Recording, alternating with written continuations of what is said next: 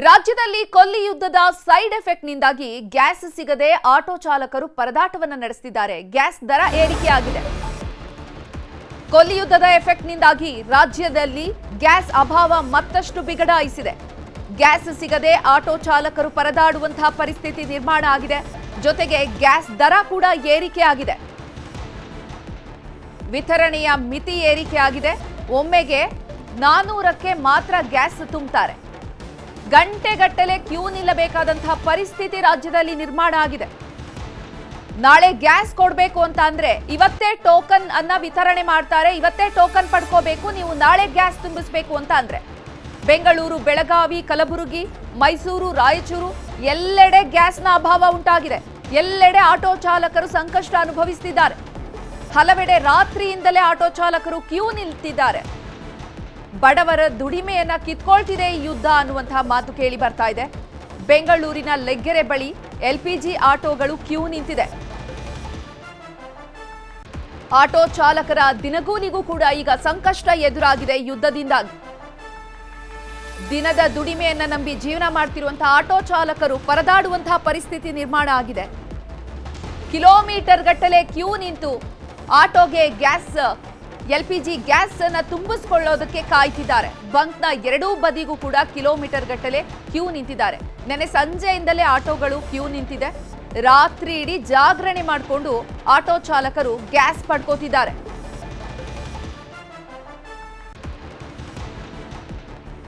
ರಾತ್ರಿ ಇಡೀ ಆಟೋ ಚಾಲಕರು ಜಾಗರಣೆ ಮಾಡಿ ಗ್ಯಾಸ್ ತುಂಬಿಸ್ಕೊಳ್ತಿದ್ದಾರೆ. ಕೊಲ್ಲಿ ಯುದ್ಧದ ಸೈಡ್ ಎಫೆಕ್ಟ್ ರಾಜ್ಯದಲ್ಲಿ ಪ್ರತಿಯೊಂದು ಹಂತದಲ್ಲೂ ಕೂಡ ಬೆಂಬಿಡದೆ ಕಾಡ್ತಾ ಇದೆ. ಪೆಟ್ರೋಲಿಯಂ ಅಭಾವ, ಗ್ಯಾಸ್ ಅಭಾವ, ಕಚ್ಚಾ ತೈಲದ ಕೊರತೆಯಿಂದಾಗಿ ದೇಶದಲ್ಲಿ ಸಂಕಷ್ಟ ಸೃಷ್ಟಿಯಾಗಿದೆ. ಎಲ್ಪಿಜಿ ಸಿಲಿಂಡರ್ನ ಕೊರತೆ ಒಂದ್ ಕಡೆ, ಆಟೋ ಎಲ್ಪಿಜಿಯ ಕೊರತೆ ಮತ್ತೊಂದು ಕಡೆ. ಹೋಟೆಲ್ಗಳು ಒಂದ್ ಕಡೆ ಬಂದಾದ್ರೆ ಆಟೋ ಚಾಲಕರು ಮತ್ತೊಂದು ಕಡೆ ಪರಿತಪಿಸುವಂತಹ ಪರಿಸ್ಥಿತಿ ಇದೆ. ನೋಡಿ, ಸಾಲುಗಟ್ಟಿ ನಿಂತಿದೆ.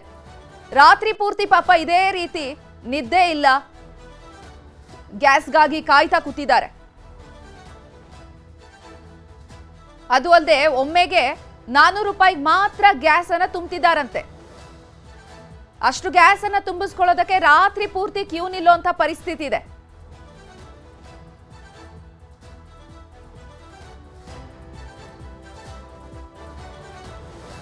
ಇನ್ನು ಬೆಂಗಳೂರಿನ ಲಗ್ಗೆರೆಯಲ್ಲಿ ಯಾವ ತರ ಪರಿಸ್ಥಿತಿ ಇದೆ ಅಂತ ತಿಳಿಸೋದಕ್ಕೆ ನಮ್ಮ ಪ್ರತಿನಿಧಿ ಶರಣು ಹಂಪಿ ಲಗ್ಗೆರೆಯಿಂದ ನೇರ ಸಂಪರ್ಕದಲ್ಲಿದ್ದಾರೆ. ಶರಣು ಹಂಪಿ, ಲಗ್ಗೆರೆಯಲ್ಲಿ ಈಗ ಬಿಗಡಾಯಿಸ್ತಾ ಇದೆ ಪರಿಸ್ಥಿತಿ. ಆಟೋ ಚಾಲಕರು ರಾತ್ರಿ ಪೂರ್ತಿ ಕ್ಯೂ ನಿಂತಿದ್ದಾರೆ ಅನ್ನುವಂತಹ ಮಾಹಿತಿ ಲಭ್ಯ ಆಗ್ತಾ ಇದೆ. ಏನೆಲ್ಲ ಅಪ್ಡೇಟ್ಸ್ ಸಿಗ್ತಾ ಇದೆ? ಚೈತ್ರ, ದೇಶದಾದ್ಯಂತನೂ ಕೂಡ LPG ಗ್ಯಾಸ್ನ ತೊಂದರೆ ಆಗ್ತದೆ. ಅದರಲ್ಲೂ ಕೂಡ ಆಟೋ ಚಾಲಕರು ಯಾರು LPG ಗ್ಯಾಸನ್ನೇ ನಂಬಿಕೊಂಡಿದ್ದಾರೆ ಅವರಿಗೆ ಬಹಳಷ್ಟು ತೊಂದರೆ ಆಗ್ತಾ ಇರೋದು. ಅದರಲ್ಲೂ ಕೂಡ ರಾಜಧಾನಿ ಬೆಂಗಳೂರಿನಲ್ಲಿ ಪ್ರತಿ LPG ಗ್ಯಾಸ್ ಬಂಕ್ಗಳಲ್ಲಿ ಇದೇ ರೀತಿಯಾದಂಥ ಪರಿಸ್ಥಿತಿ ಇರೋದು. ನಾವೀಗ ತೋರಿಸ್ತಿರುವಂಥ ದೃಶ್ಯ ಲಗ್ಗೆರೆಯಲ್ಲಿರುವಂಥ ಈ LPG ಗ್ಯಾಸ್ ಬಂಕ್ ಏನಿದೆ. ನೀವು ನೋಡ್ತಾ ಹೋದರೆ ಸಾಲಾಗಿ ವೆಹಿಕಲ್ಗಳು, ಆಟೋ ವೆಹಿಕಲ್ಗಳು ನಿಂತಿರುವಂಥ ದೃಶ್ಯ ಕಂಡು ಬರ್ತಾ ಇದೆ. ಇದು ಎರಡೂ ಬದಿಗೂ ಕೂಡ, ಈ ಬಂಕ್ನ ಎಡಬದಿಗೆ ಮತ್ತು ಬಲಬದಿಗೆ ಎರಡೂ ಬದಿಗೂ ಕೂಡ ಇರುವಂಥದ್ದು. ಸೊ ಈ ರೀತಿಯಾದಂಥ ಕ್ಯೂ 500ಕ್ಕೂ ಹೆಚ್ಚು ಆಟೋಗಳು ಈ ರೀತಿಯಾಗಿ ಕ್ಯೂ ನಿಂತಿದ್ದಾವೆ.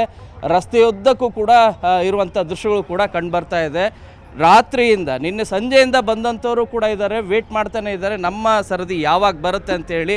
ಸಾಕಷ್ಟು ಸಂಖ್ಯೆಯಲ್ಲಿರುವಂಥ ಆಟೋ ಚಾಲಕರು ಪ್ರಶ್ನೆ ಮಾಡ್ತಾ ಇರೋದು, ಯಾಕೆ ಈ ರೀತಿಯಾದಂಥ ಅಭಾವವನ್ನು ಸೃಷ್ಟಿ ಆಗ್ತಾ ಇದೆ? ದಯಮಾಡಿ ಸರ್ಕಾರ ನಮಗೆ ಈ ರೀತಿಯಾದಂಥ ತೊಂದರೆಯನ್ನು ಕೊಡಬಾರ್ದು. ಕಮರ್ಷಿಯಲ್ ಗ್ಯಾಸ್ ಜಾಸ್ತಿ ಆಯಿತು, ಆ ಸಂದರ್ಭದಲ್ಲಿ ಹೋಟೆಲ್ ಮೆನು ಕೂಡ ಕಡಿಮೆ ಮಾಡಿಕೊಂಡ್ರು ಮತ್ತು ದರವನ್ನು ಹೆಚ್ಚಳ ಮಾಡಿದ್ರು. ಆದರೆ ನಾವು ಇಷ್ಟೆಲ್ಲ ತೊಂದರೆ ಆಗ್ತಾ ಇದ್ರು ಕೂಡ ₹1 ಹೆಚ್ಚಳ ಮಾಡಿಲ್ಲ, ವೇಟ್ ಮಾಡ್ತಾ ಇದ್ದೀವಿ ಅಂತ ಹೇಳಿ ಹೇಳ್ತಾ ಇದ್ದಾರೆ. ಎಷ್ಟು ಗಂಟೆಯಿಂದ ವೇಟ್ ಮಾಡ್ತಿದ್ರು ಸರ್? 4 ಗಂಟೆಯಿಂದ ವೇಟ್ ಮಾಡ್ತಾ ಇದೀವಿ ಸರ್. 4 ಗಂಟೆ, 3 ಗಂಟೆ, 4 ಗಂಟೆ. ನಿನ್ನೆ 4 ಗಂಟೆ, ನಿನ್ನೆ 8ವರೆ ಸ್ಟಾರ್ಟ್ ಮಾಡಿರೋದು ಕ್ಯೂ ಅಲ್ಲಿ. ಇವತ್ತವರೆಗೂ ಗ್ಯಾಸ್ ಸಿಕ್ಕಿಲ್ಲ. 8ವರೆಗೆ ಊಟ ಬಿಟ್ಟಿದೀವಿ. ಎಲ್ಲಿಂದ ಬಂದಿದ್ದು? ಎಲ್ಲಿ? ಕೆಳಗಡೆಯಿಂದ. ಕೊಲಿನಗರ ಬ್ರಿಡ್ಜ್ ಇಂದ ಬಂದಿದ್ದೀವಿ. ಕುಲಿನಗರ ಬ್ರಿಡ್ಜು ಅಲ್ಲಿಂದ ಬಂದಿದ್ದೀವಿ. 8ವರೆ ಬಂದು ಕ್ಯೂ ನಿಂತಿರೋದು ನಾವು. ನಿಂತಿರೋದು ನೈಟ್ ಎಲ್ಲ ನಿದ್ದೆ ಇಲ್ಲ, ಏನಿಲ್ಲ, ಊಟ ತಿಂಡಿ ಇಲ್ಲ, ಏನಿಲ್ಲ. ಕ್ಯೂ ನಿಂತಿದ್ದೀವಿ ನಾವು. ನೈಟ್ ಎಲ್ಲ ಕಾಯ್ದು ಇದು ಬೆಳಗ್ಗೆನೆ ಆಗೋಗಿದೆಯಲ್ಲ. ಇವಾಗ ಬೆಳಗ್ಗೆನೆ ಆಗೋಗಿದೆ, ನೈಟಿಂದ ಬೆಳಗ್ಗೆನೆ ಆಗೋಗಿದೆ. ಇನ್ನ ಹೆಂಗೆ ಸರ್ ಜೀವನ ಮಾಡೋದು ಮನುಷ್ಯರ? ಹೇಳಿ ಸರ್, ಮನುಷ್ಯರ ಜೀವನ ಹೆಂಗ್ ಮಾಡೋದು ಹೇಳಿ. ಈ ಥರ ತೊಂದರೆ ಆದರೆ ಹೆಂಗೆ ಮಾಡಬೇಕು? ಯಾರಿಗೆ ಕೇಳ್ಬೇಕು ಸರ್ ನಾವು ಹೋಗಿ? ಅಲ್ಲ, ಸರ್ಕಾರಕ್ಕೆ ಖಂಡಿತವಾಗಿ ಕೂಡ ಕೇಳಬೇಕಾಗತ್ತೆ. ನೀವು ಎಲ್ಲಿಂದ ಬಂದಿದ್ದೀರಿ ಸರ್? ಏನು ತೊಂದರೆ ಆಗ್ತದೆ? ಬಿಡ್ಜಿಂದ ಬಂದಿದ್ದೀವಿ ಸರ್. ಓಕೆ. ಅಲ್ಲಿಂದನೂ ಬಂದಿದ್ದೀವಿ. ಕಾಯ್ಕೊ ರಾತ್ರಿ ಎಲ್ಲ ಊಟ ಇಲ್ಲ, ತಿಂಡಿ ಇಲ್ಲ, ಏನಿಲ್ಲ. ಗ್ಯಾಸ್ ತುಂಬಿಸೋದೇ ನಿಮಗೆ ಮೇನ್ ಕೆಲಸ ಆಗಿದೆ. ಹೌದು, ಅದೇ ಮೇನ್ ನಮ್ಮದು. ತಾವು ಎಲ್ಲಿಂದ ಬಂದಿದ್ದೀರಿ ಸರ್? ಏನು ಹೇಳ್ತೀರಿ? ಹುಲಿನಗರ ಬಿಡ್ತೆಯಿಂದೆಲ್ಲ ಬಂದಿದ್ದೀವಿ. ರಾತ್ರಿ 9 ಗಂಟೆ ಬಂದು ಗಾಡಿ ನಿಲ್ಲಿಸಿರೋದು. ಇನ್ನೂವರೆಗೂ ಗ್ಯಾಸ್ ತುಂಬಿಸೋಕ್ಕಾಗಿಲ್ಲ. ರಾತ್ರಿ ಊಟ ಇಲ್ಲ, ನಿದ್ದೆ ಇಲ್ಲ, ನೈಟ್ ಇಲ್ಲ. ಅಲ್ಲ, ನಿಮಗೆ ಹತ್ತಿರದಲ್ಲಿ ಎಲ್ಲೂ ಕೂಡ ಬೇರೆ ಬಂಕ್ಗಳಲ್ಲಿ ಗ್ಯಾಸ್ ಸಿಗ್ತಾ ಇಲ್ಲ. ಆಮೇಲೆ ಇನ್ನೊಂದು ಕೆಲವೊಂದು ಕಡೆ ಇದೆ 120 ರೂಪಾಯಿ 130 ರೂಪಾಯಿ ಈ ಥರ ತುಂಬ್ತಾ ಇದ್ದಾರೆ. ಈ ಗೌರ್ಮೆಂಟ್ನವ್ರು ಅವ್ರನ್ನ ಕೇಳೋರಿಲ್ಲ. ಅವ್ರ ಮನಸ್ಸಿಗೆ ಬಂದಾಗ ರೇಟ್ ಮಾಡ್ತಿದ್ದಾರೆ. ಅವು ಪ್ರೈವೇಟ್ ಕಂಪನಿಗಳು. ಅದೇ ಯಾರೋ ಒಬ್ಬ ಆಟೋ ಡ್ರೈವರು ಒಂದು 10 ರೂಪಾಯಿ ಕಸ್ಟಮರ್ ಹತ್ರ ಜಾಸ್ತಿ ಕೇಳಿದ್ರೆ ಅವನ ಮೇಲೆ ಕೇಸ್ ಹಾಕ್ತಾರೆ. ಇವ್ರು ಯಾರೋ ಕೇಸ್ ಮೇಲೆ ಕೇಸ್ ಹಾಕಂಗ ಬಂಕ್ನವ್ರ ಮೇಲೆ. ಆಟೋದವರು ಲೂಟಿ ಮಾಡ್ತಾರೆ, ಬಂಕ್ನವರೇ ಮಾಡ್ತಾವ್ರೆ, ಗೌರ್ಮೆಂಟ್ನವರೇ ಮಾಡ್ತಾರೆ, ಲೂಟಿ ಮಾಡ್ತಾರೆ ಗೌರ್ಮೆಂಟ್ನವರು. ಅಲ್ಲ, ಗೌರ್ಮೆಂಟ್ ಹೇಳ್ತಾ ಇರೋದು ಏನು ಸೆಂಟ್ರಲ್ ಗೌರ್ಮೆಂಟು ಇಲ್ಲ 70% 60% ಪೂರೈಕೆ ಮಾಡಿದೀವಿ ಅಂತಾರೆ. ಬಟ್ ವಾಸ್ತವವಾಗಿ ನೋಡ್ತಾ ಹೋದ್ರೆ ಅದನ್ನು ವಾಸ್ತವ ನೋಡಿ ಸರ್ ನೀವೇ. 60% ವಾಸ್ತವ ನೋಡಿ ಸರ್ ನೀವೇನೆ. 60% ಆಗಿದ್ರೆ ನಾವು ಯಾಕೆ ಇವಾಗ ನಿಂತ್ಕೋಬೇಕಾಯ್ತು? ಹಾಂ, 60% ಆಗಬೇಕಾದ್ರೆ ಯಾಕೆ? ನನಗೆ ಗ್ಯಾಸೇ ಸಿಕ್ಕಿಲ್ಲ ಎಲ್ಲ ಕಡೆ. ಹಾಂ, ಪಾಪ ಇವ್ರು ಇಲ್ಲಿ ಆಗ್ತಾವ್ರೆ ನೈಟ್ 3 ಗಂಟೆ ಸ್ಟಾರ್ಟ್ ಮಾಡಿ 2 ಗಂಟೆ ಸ್ಟಾರ್ಟ್ ಮಾಡವ್ರೆ. ಇಲ್ಲಿ ಮಾತ್ರ ಇರೋದು, ಸರೌಂಡಿಂಗ್ಸ್ ಅಲ್ಲಿ ಎಲ್ಲೂ ಇಲ್ಲ. ಪಾಪ 11 12 ಗಂಟೆ ನಿಲ್ಲಿಸಿ ಪಾಪ ಆಮೇಲೆ 3 ಗಂಟೆ ಮೇಲೆ ಸ್ಟಾರ್ಟ್ ಮಾಡೋರು. ಪಾಪ ಅವ್ರಿಗೆ ಕಷ್ಟ ಅನ್ನೋದು ಗೊತ್ತಾಗುತ್ತಲ್ವಾ? ಬೇರೆ ಬಂಕ್ಗಳಿಗೆ ಯಾಕೆ ಕೊಡ್ತಾ ಇಲ್ಲ? ಹಾಂ, ಬೇರೆ ರೀತಿಯಾದಂಥ ಪ್ರಶ್ನೆ ಇರೋದು. ಕಡಿವಾಣ ಹಾಕ್ಬೇಕು ಇರುವೆ. ಓಕೆ. ಬಹಳ ಜನ ಇದ್ದಾರೆ, ಅವ್ರನ್ನೂ ಕೂಡ ಮಾತಾಡ್ತಾ ಹೋಗ್ತೀವಿ. ಪ್ರೈವೇಟ್ ಬಂಕ್ಗಳಲ್ಲಿ ಗೌರ್ಮೆಂಟ್ ಬಂಕಿಂದ ಬೆಲೆ ಜಾಸ್ತಿ ಮಾಡಿ ಲೂಟಿ ಹೊಡಿತಾವ್ರೆ. ಸರ್ಕಾರದವರು ಇದನ್ನ ಕ್ರಮ ತಗೊಳ್ಳೇಬೇಕು ಎಚ್ಚೆತ್ತಿ. ಅವ್ರಿಗೆ ಲಗಾಮ್ ಹಾಕರೇ ಇಲ್ದಂಗೆ. ಲಗಾಮ್ ಹಾಕೋರೇ ಇಲ್ಲ, ಅವ್ರಿಗೆ ಲಗಾಮ್ ಹಾಕೋರೇ ಇಲ್ಲ. ಈ ಗೌರ್ಮೆಂಟ್ ಬಂಕಲ್ಲಿ ಏನು ರೇಟ್ ಇದೆ ಆ ರೇಟ್ ತಗೋಬೇಕು. ಅದ್ಬಿಟ್ಟು 105 ಇಲ್ಲಿ ಎಷ್ಟಿದೆ ಸರ್? ಇಲ್ಲಿ ಎಷ್ಟಿದೆ? ಪ್ರೈವೇಟ್ ಅಲ್ಲಿ ಎಷ್ಟು ಮಾಡ್ತಾ ಇದ್ದಾರೆ? 89 ಇದೆ ಗೌರ್ಮೆಂಟ್ ರೇಟ್ ಇದೆ, ಅದಿದೆ. 105 ರೂಪಾಯಿ ಇದೆ. 105 110 120 ಗಂಟು ತಗೋತಾವ್ರೆ. ಲೂಟಿ ಹೊಡಿತಾವ್ರೆ. ಸರ್ಕಾರದವರು ಇದನ್ನ ಕ್ರಮ ತಗೊಂಡು ಕರೆಕ್ಟಾಗಿ ಜನಗಳಿಗೆ, ಆಟೋ ಡ್ರೈವರ್ಗೆ ತುಂಬ ಅನಾನುಕೂಲ ಆಗ್ತಾ ಇದೆ.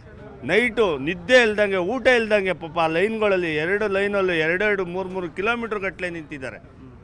ಅಲ್ಲ, ವಿದ್ಯಾರಣ್ಯಪುರದಿಂದ ಯಲಹಂಕದಿಂದ ಬಂದವರು ಇದ್ದಾರೆ ಅಂತ ಎಲ್ಲ ಕಡೆಯಿಂದ ಬಂದಿದ್ದಾರೆ. ಒಂದ್ ಕಡೆ ಆಗ್ತಾವ್ರೆ ಅಂತ ಗೊತ್ತಾದ ಮೇಲೆ ಪ್ರತಿ ಒಂದು ಕಡೆಯಿಂದ ಎಲ್ಲಿ ಪೀಣ್ಯ ಮತ್ತೆ ಇಲ್ಲಿ ಈ ಮಾಗಡಿ ರೋಡು ಅಲ್ಲಿಂದನೂ ಬಂದಿದ್ದಾರೆ, ಯಲಹಂಕದಿಂದ ಬಂದಿದ್ದಾರೆ, ಮೈಸೂರು ರೋಡಿಂದ ಬಂದಿದ್ದಾರೆ, ಎಲ್ಲ ಕಡೆಯಿಂದ ಬಂದಿದ್ದಾರೆ. ತಾವೆಲ್ಲಿಂದ ಬಂದಿದ್ದೀರಿ ಸರ್? ತಾವು ಎಷ್ಟೊತ್ತಾಯ್ತು ನೀವು ವೇಟ್ ಮಾಡಲಿಕ್ಕೆ?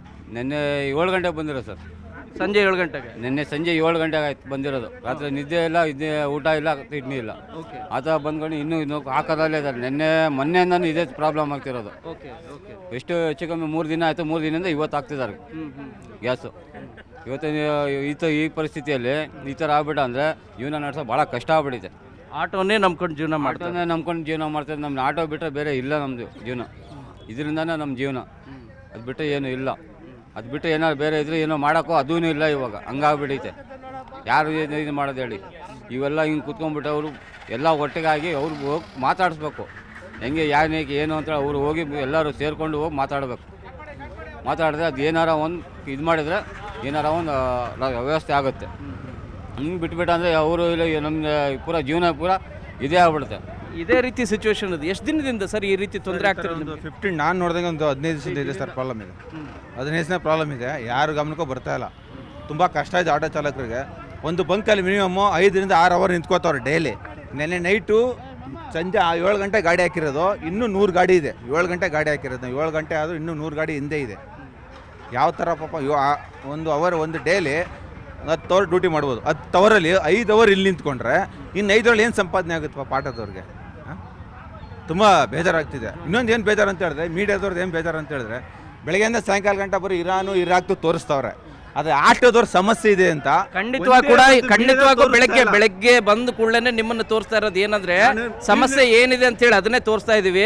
ನೋಡ್ಬೋದು ನೀವು ಎರಡೂ ಬದಿಗೂ ಕೂಡ ಇಲ್ಲಿರುವಂಥ ಒಂದು ಸೈಡ್ ಕ್ಯೂ ನಿಂತಿದ್ರೆ ಮತ್ತೊಂದು ಸೈಡು ಕೂಡ ಇದೇ ರೀತಿಯ ಕ್ಯೂ ನಿಂತಿದೆ. ಈ ಕ್ಯೂ ಏನಿದೆಯಲ್ಲ ನಿಮ್ಮ ಬರೀ ಬಂಕ್ ಮುಂದೆ ಮಾತ್ರ ಅಲ್ಲ ಇರೋದು, ರಸ್ತೆ ಬದಿಗೂ ಕೂಡ ಆಲ್ಮೋಸ್ಟ್ ನಿಮಗೆ 1 ಕಿಲೋಮೀಟರ್ವರೆಗೂ ಕೂಡ ಕ್ಯೂ ಇರುವಂಥ ದೃಶ್ಯಗಳು ಕಂಡು ಬರ್ತಾ ಇದೆ.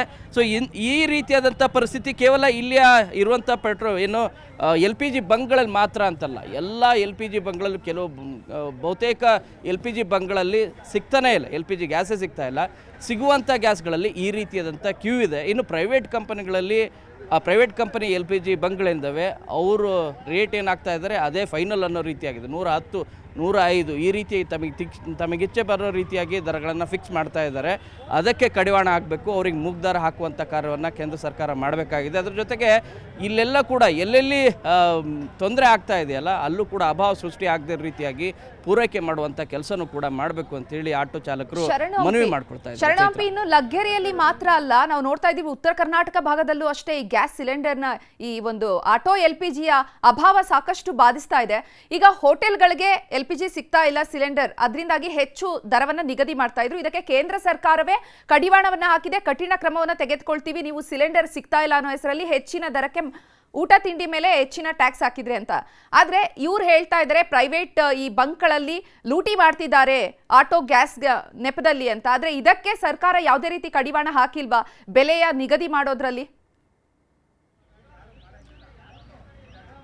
ಇಲ್ಲ, ಖಂಡಿತ. ಯಾಕಂದರೆ ಕಮರ್ಷಿಯಲ್ ಗ್ಯಾಸ್ಗಳ ವಿಚಾರದ ರೀತಿಯಾಗಿ LPG ಗ್ಯಾಸ್ನು ಕೂಡ, ಯಾಕಂದರೆ ಕಮರ್ಷಿಯಲ್ ಗ್ಯಾಸ್ಗಳನ್ನು ಪ್ರೈವೇಟ್ ಕಂಪನಿಗಳು ಕೂಡ ತಮಗಿಚ್ಛೆ ಬಂದ ರೀತಿಯಾಗಿ ಮಾರಾಟ ಮಾಡ್ತಾಯಿದ್ದಾರೆ. 3300ರಿಂದ 4400ವರೆಗೂ ಕೂಡ. ಅಂದರೆ ನಿಮಗೆ 17 kg ಸಿಲಿಂಡರ್ ಮತ್ತು 19 kg ಏನು ಕಮರ್ಷಿಯಲ್ ಸಿಲಿಂಡರ್ ಇದೆ, ಅವರು ಕೂಡ ತಮಗಿಚ್ಛೆ ಬಂದ ರೀತಿಯಾಗಿ ದರವನ್ನು ಫಿಕ್ಸ್ ಮಾಡ್ಕೊಂಡಿದ್ದಾರೆ. ಅದೇ ರೀತಿಯಾದಂಥ ಸಿಚುವೇಶನ್ ಈಗ LPG ಗ್ಯಾಸ್ಗಳಿಂದವೆ, ಇದರ ಮೇಲೂ ಕೂಡ ಅದೇ ರೀತಿಯಾದಂಥ ದರವನ್ನು ಫಿಕ್ಸ್ ಮಾಡ್ತಾ ಇದ್ದಾರೆ ಅಂತೇಳಿ. ಈಗ ಹೆಚ್ಚಳ ಆಗಿದೆ, ಕಳೆದ ತಿಂಗಳಿಗೆ ಕಂಪೇರ್ ಮಾಡ್ತಾ ಹೋದರೆ ಹೌದು ಇಂಡಿಯನ್ ಕಂಪನಿಗಳಲ್ಲೂ ಕೂಡ ದರ ಹೆಚ್ಚಳ ಆಗಿದೆ. ಈಗ 89 ರೂಪಾಯಿ per kg ಕೊಡ್ತಾ ಇರೋದು. ಆದರೆ ನಿಮಗೆ ಅದೇ ಪ್ರೈವೇಟ್ ಕಂಪನಿಯಲ್ಲಿ ಈಗಿರುವಂಥ ದರ 105ರಿಂದ 110, 115ವರೆಗೂ ಕೂಡ ಮಾರಾಟ ಮಾಡ್ತಾ ಇದ್ದಾರೆ. ಇದಕ್ಕೆ ಕಡಿವಾಣ ಹಾಕುವಂಥ ಕಾರ್ಯವನ್ನು ಕೇಂದ್ರ ಸರ್ಕಾರ ಮಾಡಬೇಕು ಮತ್ತು ರಾಜ್ಯ ಸರ್ಕಾರನೂ ಕೂಡ ಈ ಕುರಿತು ಸಮರ್ಪಕವಾದಂಥ ಮಾಹಿತಿಯನ್ನು ಕೂಡ ಕೇಂದ್ರ ಸರ್ಕಾರಕ್ಕೆ ಕೊಡಬೇಕಾಗತ್ತೆ. ಬಟ್ ವಾಸ್ತವವಾಗಿ ಸಿಗ್ತಾ ಇಲ್ಲ. ಇದೆಲ್ಲದಕ್ಕೂ ಭಾಳ ಪ್ರಮುಖವಾದಂಥ ಕಾರಣ ಆಗ್ತಾ ಇರೋದು ನಿಮಗೆ ಗ್ಯಾಸ್ ಅಭಾವ ಸೃಷ್ಟಿ ಆಗ್ತಾ ಇರೋದು. ಅಂದರೆ ಸಮರ್ಪಕವಾಗಿ ಸಂಪೂರ್ಣವಾಗಿ ಪೂರೈಕೆ ಆಗದಿರೋ ಕಾರಣಕ್ಕಾಗಿ ಆಟೋ ಚಾಲಕರಿಗೆ ಎಲ್ಲೆಲ್ಲಿ ಸಿಗ್ತಾ ಇಲ್ವೋ ಆ ಕಾರಣಕ್ಕಾಗಿ ಬಂಕ್ಗಳನ್ನು ಹುಡ್ಕೊಂಡು ಹೋಗಬೇಕಾದಂಥ ಪರಿಸ್ಥಿತಿ ನಿರ್ಮಾಣ ಆಗಿದೆ. LPG ಆಟೋ ಗ್ಯಾಸ್ಗಳನ್ನೇ ನಂಬಿಕೊಂಡು ರನ್ ಮಾಡ್ತಿರುವಂಥ ಆಟೋ ಚಾಲಕರಿಗೆ ಈಗ ನಿಜವಾಗ್ಲೂ ಕೂಡ ತೊಂದರೆ ಆಗ್ತಾ ಇದೆ. ಕಳೆದ ಒಂದು ವಾರದಿಂದಂತೂ ಕೂಡ ಈ ತೊಂದರೆ ಇನ್ನಷ್ಟು ಕೂಡ ಹೆಚ್ಚಾಗ್ತಾ ಇದೆ. ಈ ಕುರಿತು ಕೂಡಲೇ ಸಭೆಯನ್ನು ನಡೆಸಬೇಕಾದಂಥ ಪರಿಸ್ಥಿತಿ ನಿರ್ಮಾಣ ಆಗ್ತಾ ಇದೆ. ಆಹಾರ ಸಚಿವರು ಕೂಡ ಈ ಕುರಿತು ಹೇಳಿದರೆ 2 ದಿನದ ಒಳಗಾಗಿ ಮತ್ತೊಂದು ಸರಿ ಸಭೆಯನ್ನು ನಡೆಸ್ತೀವಿ, LPG ಗ್ಯಾಸ್ ಪೂರೈಕೆದಾರರು ಯಾರಿದ್ದಾರೆ ಅವ್ರ ಜೊತೆಗೆ ಸಭೆಯನ್ನು ನಡೆಸಿ ಎಷ್ಟು ಪೂರೈಕೆ ಆಗ್ತಾ ಇದೆ ಅವುಗಳ ಕುರಿತು ಕೂಡ ಮಾಹಿತಿಯನ್ನು ತೆಗೆದುಕೊಂಡು ಜನರಿಗೆ ಮಾಹಿತಿಯನ್ನು ನೀಡುವಂಥ ಕೆಲಸವನ್ನು ಕೂಡ ಮಾಡ್ತೇನೆ ಅಂತ ಹೇಳಿದರೆ. ಬಟ್ ವಾಸ್ತವವಾಗಿ ಅದು ಸಾಧ್ಯ ಆದಷ್ಟು ಬೇಗ ಆಗಬೇಕಾಗಿದೆ. ಓಕೆ, ಧನ್ಯವಾದ.